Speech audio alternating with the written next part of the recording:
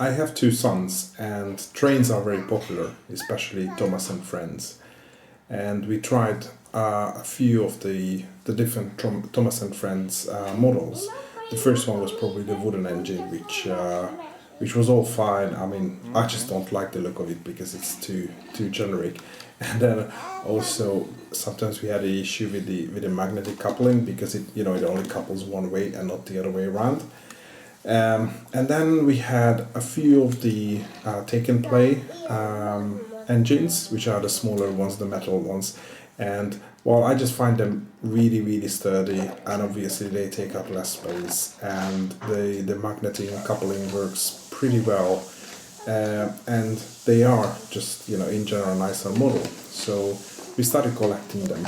And of course, somehow we got hold of a few Trackmasters as well, but my kids don't really care about the engine running on itself. They just like to push the engines along. So again, the Take and Play series was the best hit. And we didn't have any tracks for that. So, we just have a small layout which you can fold together into some sort of briefcase. I'm not a big fan of different track sets either, because playing with them gets really messy, and then they kick the parts around, and they usually just leave a big mess, and I have to put the tracks together and tidy up the whole thing. So I thought maybe it would be easier if I just create one like set or like one layout, or even probably one module, so I can add another one later on and extend it to like a longer set. So it all started from a piece of pine board, which is sold in my local home improvement center for some sort of like shelving part as well. So it's like a 60 by 30 centimeter board. And so I started designing some layout on that one. This is my completed drawing in Autocad. So the white outline, the white box is my pine board. So as I said, 60 by 30. And so I designed, I wanted to add a small station. So that's basically the station. That's my two tracks, and there is a platform in between. And that place is where I put the station later on. And then I have a siding with a small like warehouse building, and then these two sidings are a small carriage shed. So what you see here with the brown lines are the track layout, and then these yellow ones are the inserts.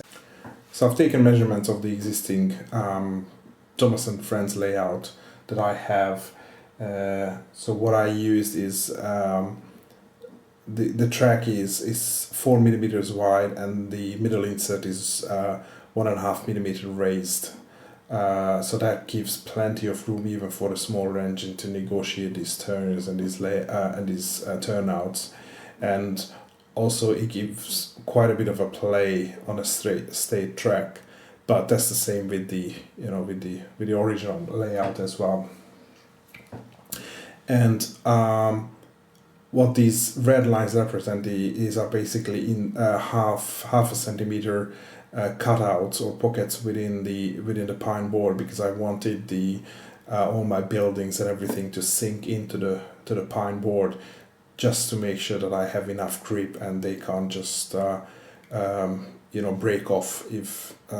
So I thought that if I just mounted it right on the board, then it would break off more easily. And with this one, it's probably going to be more rigid. So once I had this layout, then I started adding all the buildings. So this is my carriage shed. So that's the back view, and you can see that middle part. This below part here. That's the one which goes into the board, and that's the opening, and that's one side. And I printed two of these. So this is just some roof trusses, just to make sure that it's sturdy enough. And that's the roof, or half of the roof. And anything you see with this bluish color is 1 mil grooves. So that gives the brick detail. And what I've also done is that the window insets, so these areas are 2mm pockets within the board, and obviously the windows are cut out. And for all these, I used 4mm plywood. So that's one of the fans, and these are the signals. So again, there is a signal mast, which again I made this really bulky to make sure that it can, you know, withstand the forces. And then they have the signal lever, which then pivots here in the middle, so you can push it and it raises, and then if you leave it, then it goes back to vertical position, like as it usually works in continental trains. I mean, obviously that's not prototypical for Thomas and Friends, but I like this one better. So this next building is my warehouse, and that's the platform for the warehouse, and that's the main platform for the passenger trains. These are just the legs for the platform.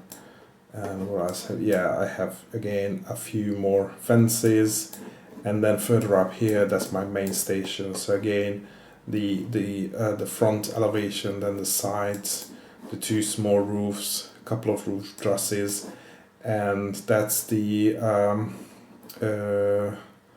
pillars for the platform, the canopy. That's the canopy, and that's basically just the base. So unlike the other buildings, I designed the station to be like a standalone building on its base, which I assemble separately, and I just glue it onto the module.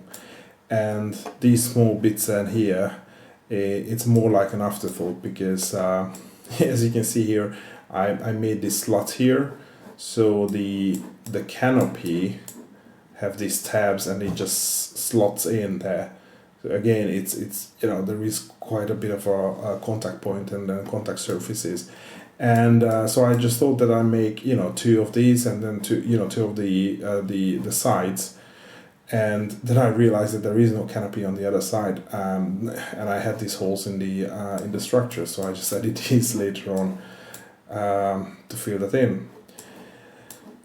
So that's the entire drawing, and I made two separate drawings just to lay all the pieces out on a 50 by 35 mil board, which is usually the standard board I use. So that's pretty much what my CNC can handle in terms of extents. And the other thing I've done after that is I've started breaking up this board, the main board, because I realized that I cannot mill the entire one in one pass. So I've broken up the board sort of like I think 45 centimeters in, and I've milled this one first, and then I turned the board around in the mill, and then I milled the second half in. Okay. So this first picture is how the board looked like after the bigger piece was milled, the bigger section of the track. And before I removed it from the CNC, I just put some pieces of scrap around the board, and I clamped it down to the surface or the table of the CNC, and this was basically my registration mark to so I could flip the board around and then place it exactly in the same position. So the origin of my left corner was the same in both of the cases. So this was the board after it was cut, and then I removed the clamps, and I put the scraps in to register its original position. So in this picture you can see that once I flipped the board around, then I ended up with probably a 3 or 4 mil gate in between the two sections. So probably the board was slightly bit longer than you know what I designed in my CAD. And so what I did is I just set the jog in Mach 3 to 10%. So when I moved the arrows around on the keyboard, the actual bit was moving really slowly. So I turned the spindle on and I just moved my my bit back and forth, and I manually removed the small gate. And so in the straight sections it's not even noticeable. I mean here I mean yeah, it's slightly noticeable. I mean I used a small fine to clear the unevenness, but anyway it looks pretty good. So once the boards was ready, I started milling all the buildings, the sides, the roofs, the signals, the fences, and everything. So it was, I think, about 2 boards, and it must have taken about maybe about 45 minutes each, give or take. And so this is how one of the board looked like after it was finished. And once the CNC was ready, I had to do quite a bit of sanding to make to remove all the burrs and everything. I used one mill and a mill for this job. So again, I was using quite a low feed rate, so again it took a while, especially removing all the windows and then making the pockets for the doors. Once it finished, I just used regular paint, model paints to paint the buildings, and then I just assembled them. So this is how the layout looked like after all the buildings were painted and they were finished and they were placed on the layout. And what I've done after that, I just used again modeling paint to paint the tracks. And so I just used some light gray color, and I used like a greenish brownish one in the middle insets, and yeah, just a green paint for the rest of the area, like, you know, just to make big patches of grass and a couple of tracks, like dirt tracks, using the brown paint, and then yellows and reds to mimic some flowers, and that was it. And at the end I used a single coat of varnish just to seal the colors in,